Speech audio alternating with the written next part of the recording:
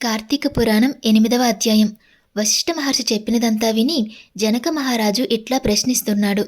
ఓ మహర్షి, వర్ణసంకరము చేసిన మహాపాపాలను మూటగట్టుకున్న దుష్టులు వేదోక్త ప్రకారం ప్రాయశ్చిత్తాలను చేసుకుంటే గాని పుణ్యాత్ములు కారని ధర్మశాస్త్రాలు ఘోషిస్తుండగా మీరేమిటి కేవలం కార్తీక మాసంలో కార్తీక వ్రతాచరణ ధర్మం చేతనే సమస్త పాపాలను నివృత్తి చేసుకుని పుణ్యం మూటకట్టుకుంటారని చెబుతున్నారు.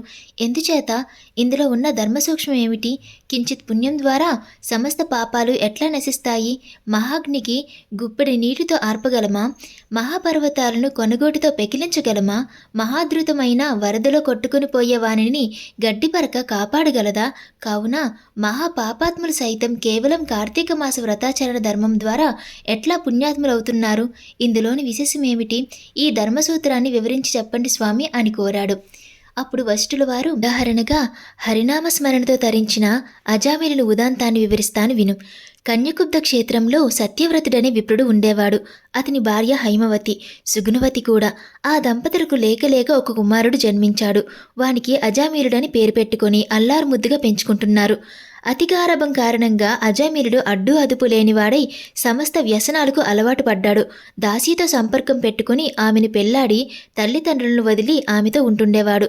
ఆ స్త్రీ కారణంగా మధుమాంసాలు మరిగాడు. పశుపక్షాదులను వేటాడి జీవితాన్ని గడుపుతుండేవాడు. ఒకనాడు అజామీలుని భార్య అయిన దాసి చెట్టుకాయలకే చెట్టెక్కి కొమ్మ విరిగి నేలకూలి మరణించింది. వారికి యుక్త వయసు గల కుమార్తె ఉండేది.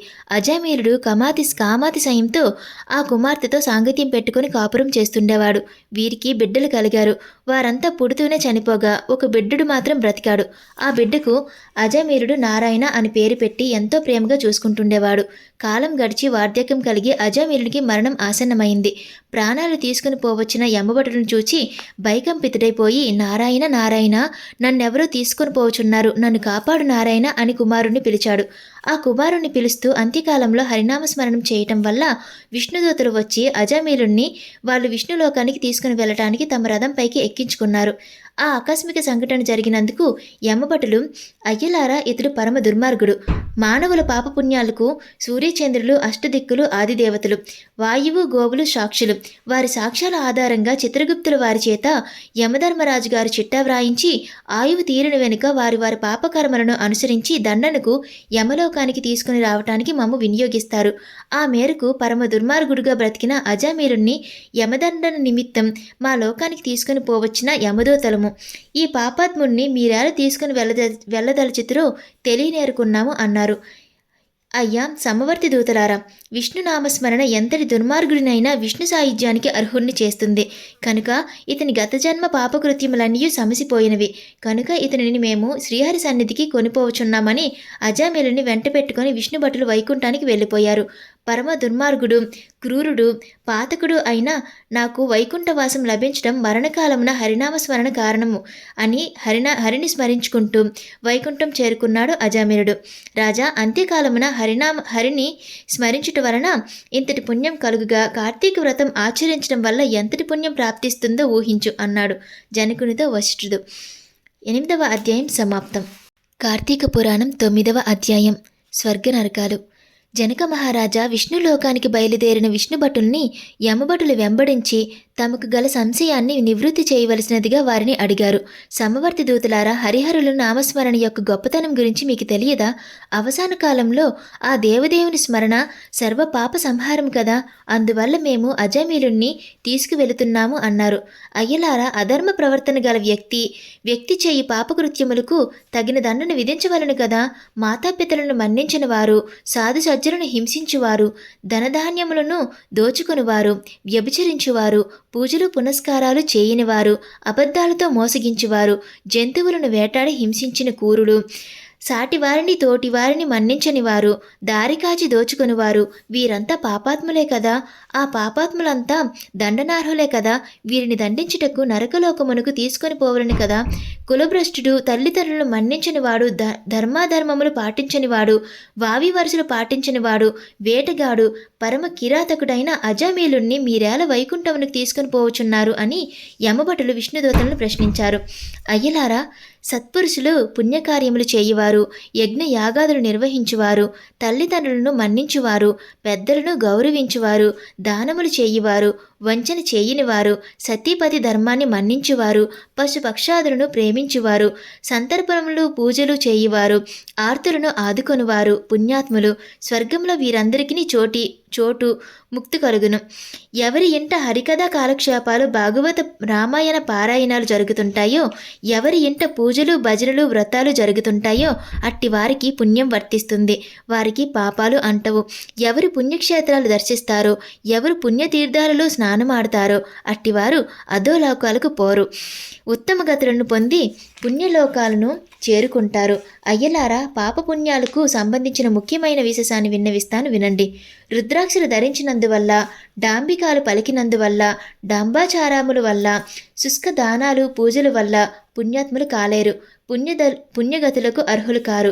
యుక్తాయుక్తాలు గమనించకుండా, తామేమిటో తమ ప్రవర్తన ఏమిటో గమనించకుండా దుర్మార్గంగా నీతిమాలను బ్రతుకును వెళ్ళబుచ్చుకునేవారు తెలుసో తెలియకో వెక్కిరితనంగానో హరిహర సంకీర్తన చేసి అవసాన కాలంలో ఇష్టదేవత స్మరణను చేసిన సమస్త పాపాలు తొలగి పునీతులవుతారు, దైవ సాన్నిధ్యాన్ని పొందుతారు.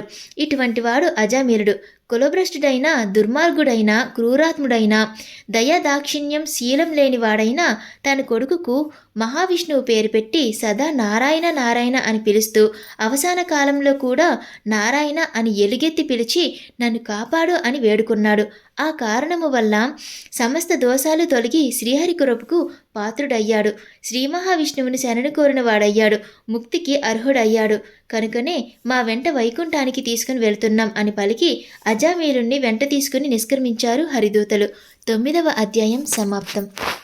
కార్తీక పురాణం 10వ అధ్యాయం. అజామీరుని పూర్వజన్మ. విష్ణుదూతలతో వెళుతున్న అజామీరుడు విష్ణుదూతలు యమభటులు సంభాషణను విన్నాడు. తన స్థితి తనకే ఆశ్చర్యం కలిగించింది. ఆశ్చర్య ఆనందాలతో ఉక్కిరిబిక్కిరి అయ్యాడు.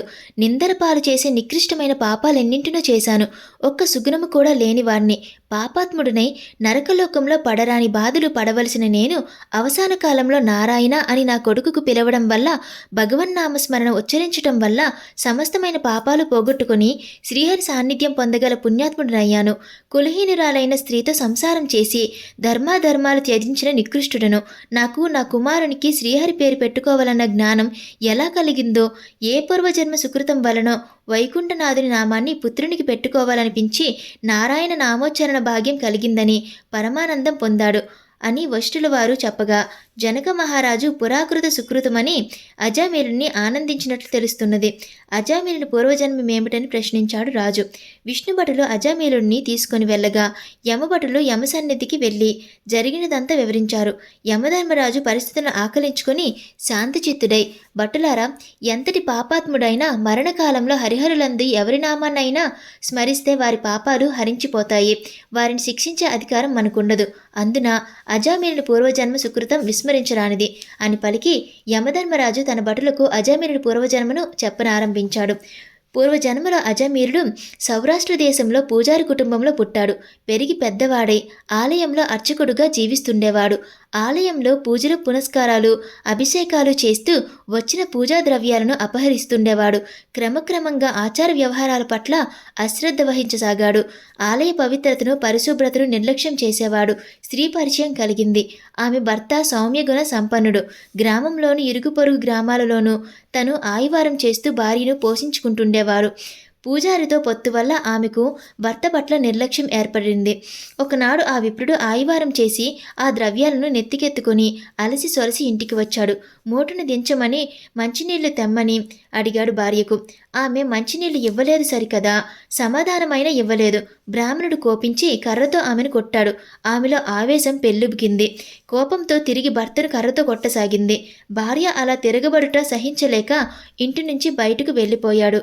భర్త అదుపు అడ్డు లేని ఆ బ్రాహ్మణ వనిత ఒకనాడు కామోద్రేకంతో సింగారించుకొని అందగాడైన ఒక రజకుని ఇంటికి వెళ్ళింది.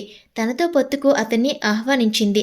అతడు ఆమె మాటలకు ఇబ్బంది పడి, నీవు బ్రాహ్మణ పడతవి, నీతో సాంగత్యం నాకు తగదు, భర్తకు ద్రోహమనొచ్చుట నీకు తగదు అని మందలించి వెళ్ళిపోమ్మన్నాడు.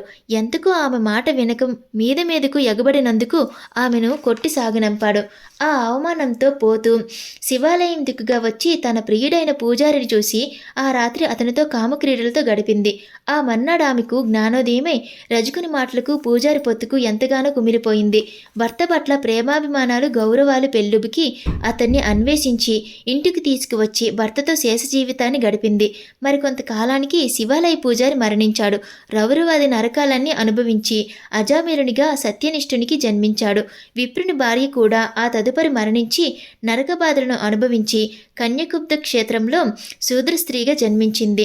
జనన కాలంలో ఆమె తండ్రి ఆమె జాతకాన్ని చూపించగా ఆమె జాతకం మంచిది కాదని తండ్రికి గండమని చెప్పడంతో తండ్రి పసిగుడ్డును ఇంటికి దూరంగా వదిలిపెట్టేశాడు.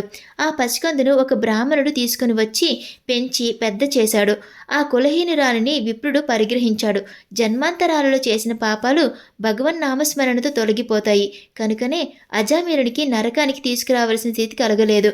జనక మహారాజా శ్రీహరిని కీర్తించటం వల్ల, నామాన్ని ఉచ్చరించటం వల్ల, భక్తితో సేవించటం వల్ల పాపాలు నశిస్తాయి.